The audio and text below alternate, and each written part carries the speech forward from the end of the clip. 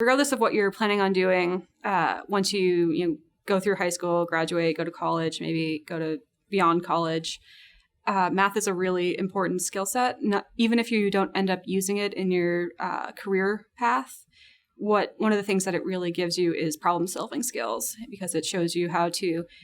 look at a problem as a whole, break it down into its parts, and then put it all back together after solving each of the individual parts. And so really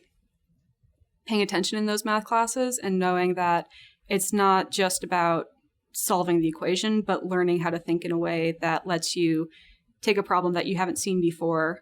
figure out what you do know about it, and how to find the answers to each of those parts, and then moving all that together into a final solution.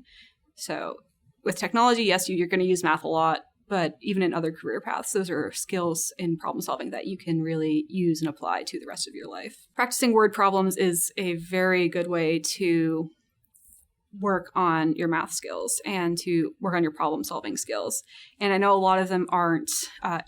don't seem like they would be applicable to the real world. Buying 6 dozen apples doesn't seem like the kind of thing that you're going to be doing on a daily basis, but it does make it out into the world when you say, okay, well, this is how much I have to spend on groceries this week, and how can I combine the different things that I want to eat, and starting to do a budget for, okay, so how many times I can eat out, how many times I want to go out for coffee. And so problem solving skills, especially from word problems, do translate out into your life, even if they don't seem like they will immediately.